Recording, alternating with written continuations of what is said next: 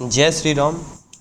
तो सेट 1 के पार्ट 2 में हमने क्वेश्चन जो है 4 के ख तक कर लिए थे। नाखून काफ़ी बड़े हुए हैं यार। तो छी तो क्वेश्चन है अगला 4 का ग। नाभिकीय विखंडन एवं नाभिकीय संलयन को उदाहरण सहित समझाइए। तो देखिए, अगर मान लिया कोई बड़ा नाभिक है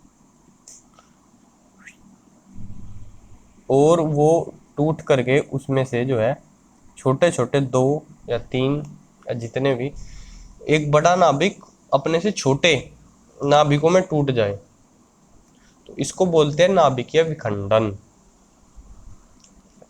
नाखून भी नाभिकीय विखंडन और इसका उल्टा विखंडन। 2 मिले और उनसे एक बड़ा नाभिक बन गया तो इसको बोलेंगे संलयन, नाभिकीय संलयन। देखो, बड़ा टूट गया तो विखंडन और 2 छोटे छोटे मिलके बड़ा बन गया तो संलयन। ठीक है, तो डेफिनेशन कुछ इसी प्रकार की बुक में लिखी होगी, वो तुम खुद पढ़ लो, बुक उठाओ अभी। एग्जाम्पल देखो, उसमें देखो विखंडन का एक एग्जाम्पल लिखता है, जैसे यूरेनियम 235 है, स्टेबल है। इसमें एक जो है न्यूट्रॉन फेंक के मारा, न्यूट्रॉन से क्या हुआ, ये बन गया यूरेनियम 236 और यूरेनियम 236 टूटेगा बेरियम में, barium 144 plus krypton 1389, 36 56 I think. तो ये किस चीज़ का एग्जाम्पल हुआ, ये एक बड़ा नाभिक था यूरेनियम 238 का, ये टूट गए 2 छोटे छोटे नाभिकों में। ठीक है, साथ में 3 न्यूट्रॉन और फेंक के मारा, एक निकले 3। अब ये 3 और 3 को जाके लगेंगे और ऐसे चैन बन जाएगी। ठीक है, तो ये किसका एग्जाम्पल है, नाभिकीय विखंडन का। दूसरी ओर नाभिकीय संलयन का एग्जाम्पल सबसे सिंपल, 2 हाइड्रोजन के नाभिक जो है एक ड्यूट्रियम बना ले नाभिक ड्यूट्रॉन और एक बीटा पार्टिकल यानी पॉजिट्रॉन। तो ये किसका उदाहरण हो जाएगा, देखो ये 2 छोटे छोटे नाभिक है और इनसे क्या बना, एक बड़ा नाभिक बना, बड़ा नाभिक।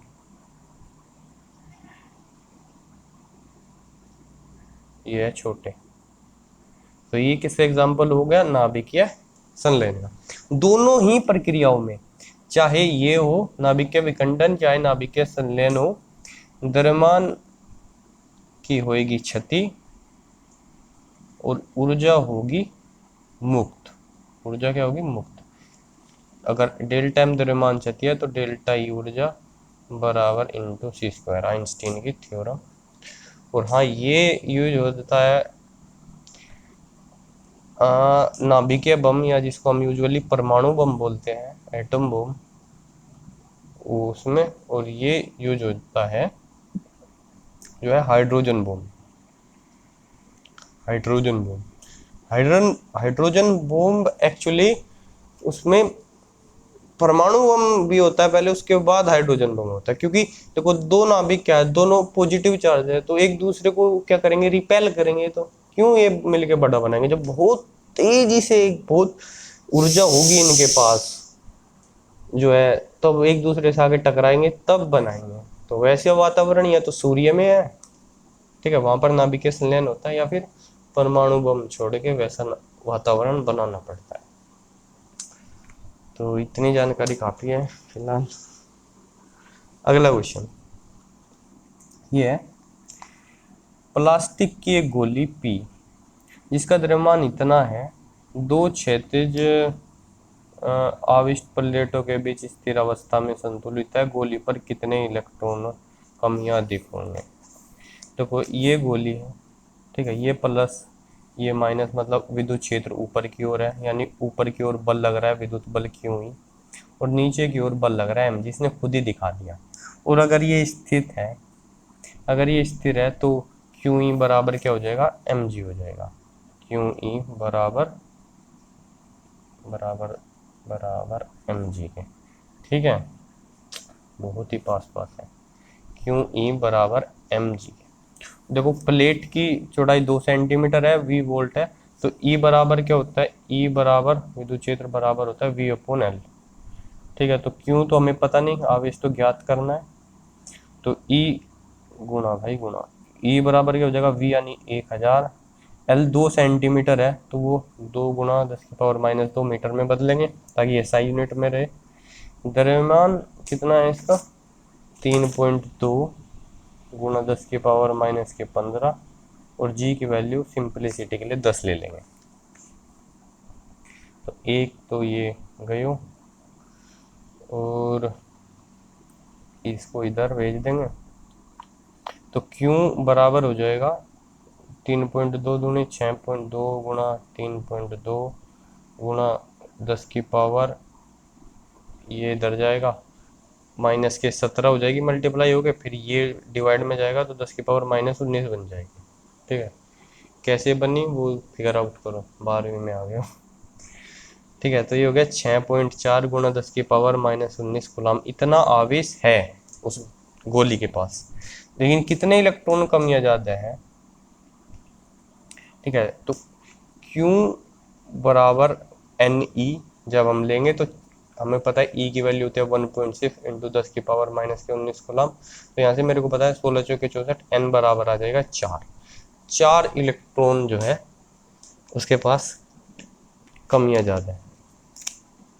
अब यूं बताओ कि कम है या ज़्यादा है, तो देखो विद्युत क्षेत्र किधर है, प्लस से माइनस की ओर इधर को, विद्युत क्षेत्र का बल भी किधर को ही लग रहा है, इधर को। अगर विद्युत क्षेत्र की दिशा में बल लग रहा है मतलब चार्ज कैसा है, पॉजिटिव चार्ज है, और अगर चार्ज पॉजिटिव है मतलब इलेक्ट्रॉनों की क्या है, कमी है। अगला क्वेश्चन, विद्युत चुंबकीय तरंगे क्या होती है, इनका संचरण आरेख बनाइए, संचरण आरेख में विद्युत क्षेत्र आयाम तथा चुंबकीय क्षेत्र आयाम को दर्शाइए। तो देखिए विद्युत चुंबकीय तरंग क्या है, वे तरंगे जिनमें विद्युत क्षेत्र और चुंबकीय क्षेत्र जो है तरंग के संचरण की दिशा के लंबवत कंपन करते हैं, वे होती है विद्युत चुंबकीय तरंगे। जैसे मान लीजिए तरंग मेरी इस दिशा में जाएगी एक्स डायरेक्शन में, तो इसके परपेंडिकुलर वाई डायरेक्शन में जो है विद्युत क्षेत्र कंपन कर रहा है, और उसके भी लंबवत ऐसे जेड डायरेक्शन में, जिसको तिरछा बना देते हैं, तिरछा जेड डायरेक्शन में जो है चुंबकीय क्षेत्र कंपन कर रहा है। मतलब विद्युत क्षेत्र और चुंबकीय क्षेत्र एक दूसरे के लंबवत और तरंग के संचरण की दिशा के भी लंबवत कंपन कर रहे हैं, तो वैसी तरंगे क्या होती है, विद्युत चुंबकीय तरंगे होती है। ठीक है, तो थोड़ा इसका बनाएं, अगर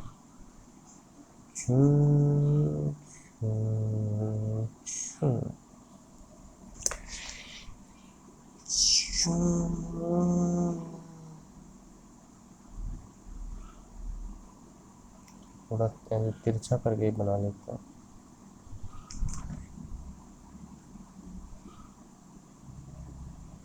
तो देखो ये हो जाएगा विद्युत क्षेत्र का आयाम, मतलब उसकी मैक्सिमम वैल्यू ऐसे बढ़ रही है, ये मैक्सिमम होगी, कम होगी, कम होगी, और ऐसे इधर ये हो जाएगा चुंबकीय क्षेत्र का आयाम, मतलब ये वैल्यू हो गई ई नोट मैक्सिमम, और ये वैल्यू हो जाएगी बी नोट। ठीक है, आयाम का मतलब ये होता है कि मैक्सिमम वैल्यू। ठीक है, तो ये विद्युत क्षेत्र कंपन कर रहा है, उसके लंबवत इधर ये हमारा चुंबकीय क्षेत्र कंपन कर रहा है, और ये है मेरी विद्युत चुंबकीय तरंग। ऐसे ऐसे विद्युत क्षेत्र, ऐसे ऐसे चुंबकीय क्षेत्र, अंदर बाहर, और इस दिशा में तरंग भागी जा रही है। ठीक है, तो ये हो गई विद्युत चुंबकीय तरंग। चाहे एक रिलेशन इसमें याद रखना, मतलब किसी भी पॉइंट पे जो विद्युत क्षेत्र का वैल्यू होगी और उसका आयाम भी, वो चुंबकीय क्षेत्र से c टाइम्स ज़्यादा होता है, जहाँ c क्या है, प्रकाश का वेग, प्रकाश का या विद्युत चुंबकीय तरंग का वेग जो है, ठीक है। ऐसे ई नोट बराबर होता है बी नोट इंटू सी।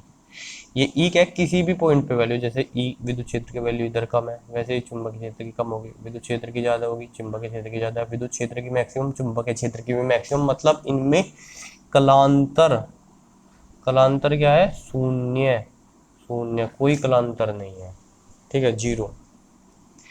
और ये एक रिलेशन याद रखेंगे अपन।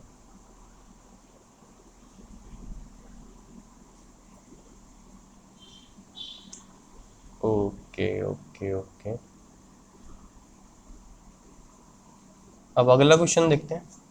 अगला क्वेश्चन कह रहा है व्यतिकरण को परिभाषित कीजिए, ठीक है, परिभाषित तो तुम कर ही दोगे।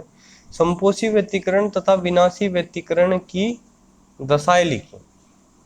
तो व्यतिकरण तो तुम लोग किताब से पढ़ोगे कि जब दो किरणें एक ही दिशा में एक ही आवृत्ति की चल रही हो तो क्या होता है, ऊर्जा का पुनर्वितरण हो जाता है, इस घटना को प्रकाश का व्यतिकरण कहते हैं।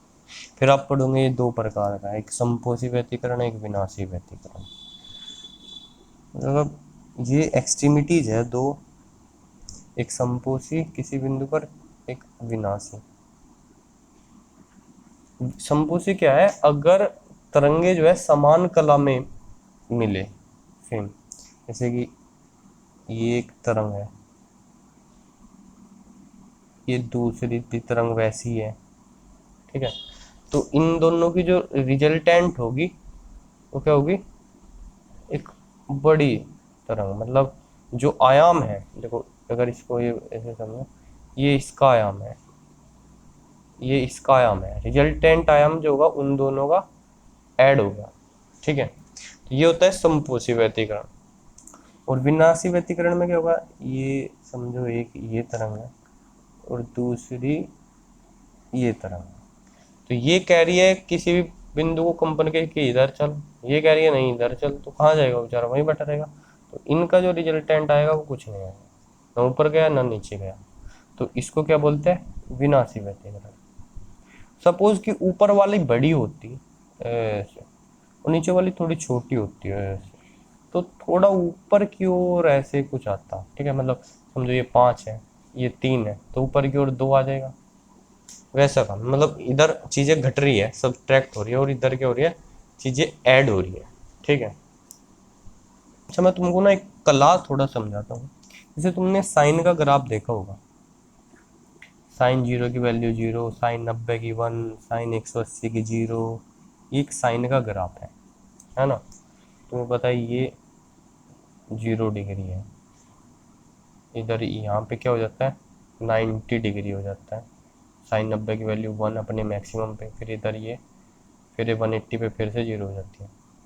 अगर मैं कोस का ग्राफ बनाऊँ, जस्ट कोस 0 की वैल्यू 1, कोस 90 की 0, ऐसे झुक झुक झुक झुक झुक।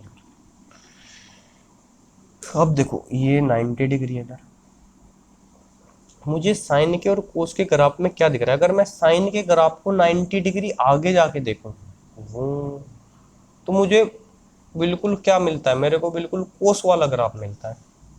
अगर जो कोस का ग्राफ है मैं उसको 90 डिग्री पीछे लेके जाके देखूं तो मेरे को क्या दिखेगा, उधर से साइन का ग्राफ दिखेगा। मतलब साइन के ग्राफ में और कोस के ग्राफ में कितने का अंतर है, 90 डिग्री का अंतर है, 90 डिग्री आगे पीछे चल रहे हैं, बाकी चीजें सेम है, ठीक है। तो इसी को हम बोलते हैं कलांतर, इसी को हम क्या बोलते हैं, कलांतर। और कोई भी ग्राफ, ये साइनोसाइडल जो ग्राफ है, कोई भी नहीं साइनोसाइडल, इसको अगर देखो मैं 360 पे अगर लेके जाऊं, 360 पे, तो ये बिल्कुल अपने आप को सेम टू सेम रिपीट करता है, मतलब 360 के बाद जो साइनोसॉइडल वेव है वो अपने आप को क्या कर रही है, रिपीट कर रही है, ठीक है। और विद्युत क्षेत्र और चुंबकीय क्षेत्र भी हमें पता है कंपन कैसे करते हैं, साइनोसाइडल वेव जैसे ही करते हैं, ठीक है। तो प्रकाश के व्यतिकरण में वो भी एक चीज हमें ध्यान में रखनी होती है। तो देखो अगर साइन की वेव से ही मिले तो क्या होगा, मतलब ये एक वेव है,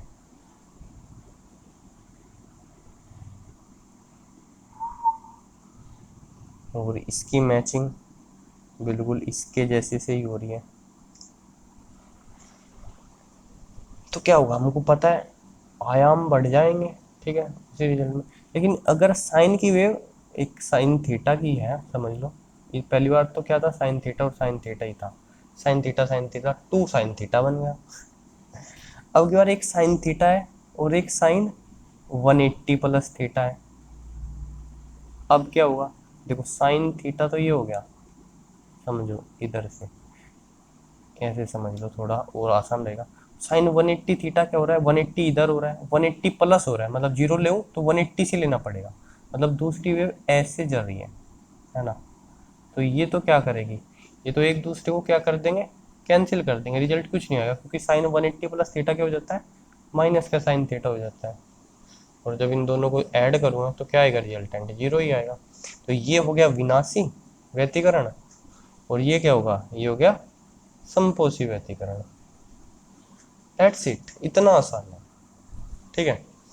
अब देखो कंडीशन देखो, अगर 180 की जगह 360 का डिफरेंस लेते, 360 प्लस थीटा तो साइन थीटा ही होता है, तो सेम बात होती, ठीक है। मतलब जब भी कलांतर जो हो, कलांतर अगर जीरो हो, अगर 2 पाई मतलब 360 हो, 4 पाई हो, 6 पाई हो, ऐसे हो, मतलब 2n पाई का अगर कलांतर हो, where n equal to 0 1 2, Hindi English दोनों, तो क्या होगा मेरा, तब होगा मेरा समपोषी वैतीकरण, ठीक है। लेकिन अगर कलांतर जो है, अगर कलांतर हो जाए 180 डिग्री का, भाई इन दोनों में कितने का डिफरेंस होगा, 180 का ही डिफरेंस है ना, ये साइन के अंदर जो क्वांटिटी लिखी हुई है वही कला है, एक साइन थीटा सेम कला, साइन थीटा और साइन 180 प्लस थीटा, डिफरेंस करो इन दोनों में कितने का हो गया, 180 का हो गया ना। तो अगर कलांतर पाई का हो, 3 पाई का, 5 पाई का, ठीक है, इस तरीके से हो, यानी कि इसको हम बोल सकते हैं कैसे बोल रहे, टू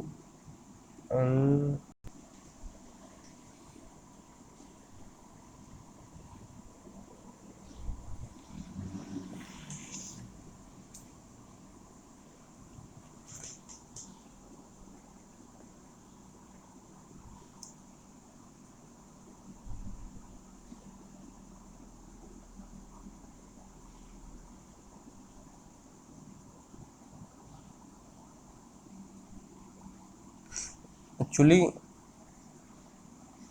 चालू ही छोड़ रखा है, तो ये हो गया 2n+1 पाई, देखो हाथ पे करके देख रहा था, तो 2n+1 पाई, ठीक है।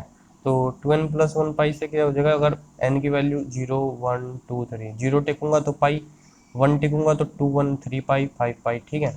एक चीज कलांतर के बजाय हम पथांतर भी बता सकते हैं। देखो पथांतर क्या होगा, डेल्टा एक्स से अगर मैं लूँ तो वो होता है लैम्डा अपॉन 2 पाई इंटू कलांतर। लैम्डा क्या है, तरंग दैर्घ्य, तरंग दैर्घ्य वेवलेंथ। तो समपोषी व्यतिकरण में क्या हो जाएगा, डेल्टा जो एक्स होना चाहिए वो क्या होना चाहिए, lambda upon 2 pi into 2n पाई, तो 2n पाई 2 पाई तो ये कैंसिल हो जाएगा, ये हो जाएगा n लैम्डा, ठीक है, n बराबर 0 1 2, मतलब वेवलेंथ या उसका दुगना या तिगना या 4 गुना या 5 गुना उतना अगर पथांतर होगा तो वो कंडीशन किसकी है, समपोषी व्यतिकरण की। और इधर क्या हो जाएगा, इस वाले का देखो lambda upon 2 pi into 2n+1 into pi, तो पाई से पाई कैंसिल हो जाएगा, तो हो जाएगा 2n+1 इंटू लैम्डा बाई 2। ये अगर पथांतर होगा 2n+1 इंटू लैम्डा बाई 2, तो क्या होगा, ये पथांतर होगा तो विनाशी व्यतिकरण होगा, ठीक है। ये केस विनाशी का है, विनाशी, विनाशी व्यतिकरण। और ये ऊपर वाला किसका था, समपोषी का। तो ये विनाशी समपोषी क्या होते हैं, आई होप ये भी हमको समझ आ गया है। और दूसरी बात, इनकी कंडीशंस क्या है, ये वेव कैसी होनी चाहिए, जब समपोषी होता है तब विनाशी होता है, ये भी समझ आ गया होगा। तो ठीक है, वो अगला क्वेश्चन देखते हैं। ये कह रहा है ऑक्सीजन 16 का परमाणु द्रव्यमान इतना है 16.00 IMU। इसकी प्रति न्यूक्लियन बंधन ऊर्जा ज्ञात कीजिए। दिया है इलेक्ट्रॉन का द्रव्यमान, प्रोटॉन का द्रव्यमान, न्यूट्रॉन का द्रव्यमान और 1 MU में 931 मिलियन इलेक्ट्रॉन वोल्ट होते हैं। ये हमें इसने बता दिया। थैंक यू भाई इतनी जानकारी देने के लिए, हमको तो पता ही ना था। खैर जो भी है, देखो 8 ऑक्सीजन 16, ये 8 क्या बता रहा है, ये 8 बता रहा है इसके पास 8 प्रोटॉन है और 8 इलेक्ट्रॉन है। 8 प्रोटॉन है और 8 ही इसके पास इलेक्ट्रॉन है। न्यूट्रॉन कितने हैं, 16 में से 8 कम करो, 8 ही है, तो 8 ही इसके पास क्या है, न्यूट्रॉन है ना। Perfect, 8 8 8, 8 proton 8 electron 8 neutron. Okay, तो इन सब का द्रव्यमान कितना होता है वो हम कैलकुलेट कर लेते हैं। सबसे पहले एक इलेक्ट्रॉन का कितना है, 0.00055। तो 8 इलेक्ट्रॉन का क्या हो जाएगा, 8 इलेक्ट्रॉन का ये हो जाएगा 0.00055 और उसमें 8 की गुणा कर देंगे सीधा। 8 पंजे 40, कैरी 4, 8 पंजे 40, 4 44 00, तो इतना AMU हो जाएगा। ठीक है, अब निकालते हैं 8 प्रोटॉन का। एक प्रोटॉन का कितना है, 1.007593, 1.007593। 8 का कितना हो जाएगा, 8 न्यूट्रॉन का, प्रोटॉन 8 की गुणा कर देंगे। 8 की 24, कैरी 2 और 72 2 74, कैरी 4 45, कैरी 4 8 55 60 0 8 एकम 8, इतना हो जाएगा, है ना। 8 न्यूट्रॉन का कितना हो जाएगा, 1.008982, 1.008982, इसमें 8 की गुणा कर देंगे। 8 दूनी 16, कैरी 1, 8 8 64, 1 65, कैरी 6 8 72, 6 78, कैरी 7 8 8 64 और 7 71, ये हो गया। अब सारे के सारों को जोड़ दो भाई। पूरे परमाणु में क्या है, 8 प्रोटॉन है, 8 इलेक्ट्रॉन है, 8 न्यूट्रॉन है, सबके द्रव्यमान को जोड़ देंगे। ठीक है, इसी के नीचे लिख देते हैं 8.060744 और एक है 0.0044, 0.0044, इन सबको ऐड करना है, इतने AMU हो जाए। देखो 6 4 10 की 0 कैरी 1, 5 4 9 10 की 0 कैरी 1, 8 7 15 4 19 1 20 की 0 कैरी 2, 4 1 5 2 7 और 7 और 6 13 और 8 और 8 16, तो 16.137 इतना AMU द्रव्यमान है सबका मिला के। लेकिन पूरे परमाणु का द्रव्यमान तो इसने सिर्फ 16 AMU बताया है, 16.0000 AMU। तो ये एक्स्ट्रा क्या है, एक्स्ट्रा द्रव्यमान क्षति क्या होगी, परमाणु बनने में जो द्रव्यमान क्षति जो हुई है, एक्चुअली नाभिक बनने में यही होती है द्रव्यमान क्षति, वो कितनी है 0.137 AMU। ये द्रव्यमान हमारा क्या हो गया, इसकी क्षति हो गई। जब परमाणु बन चुका है तो इतना ही द्रव्यमान है, और 8 प्रोटॉन 8 इलेक्ट्रॉन 8 न्यूट्रॉन का तो मिलकर इतना होना चाहिए था, तो इतनी द्रव्यमान क्षति।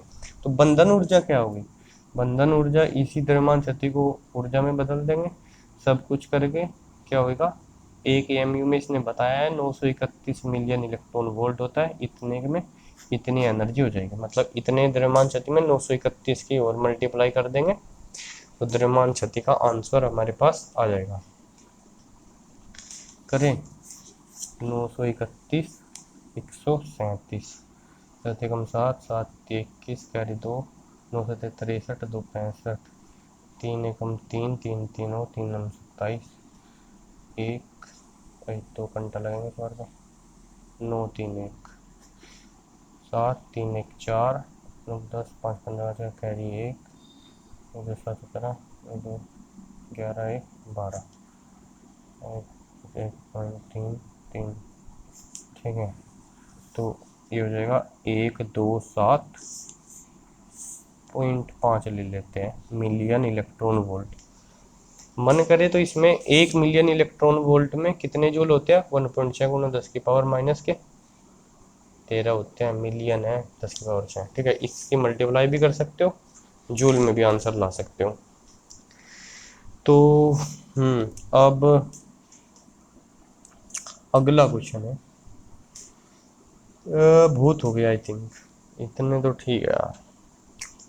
दो समांतर धारावाही चालकों के बीच बल, चालकों में धारा की दिशा समान हो तो आकर्षण हो जाएगा, विपरीत होगी तो प्रतिकर्षण हो जाएगा। है ना, है ना, है ना। ठीक है, ये तो तुम कर ही दोगे, या फिर अगली वीडियो में देखते हैं।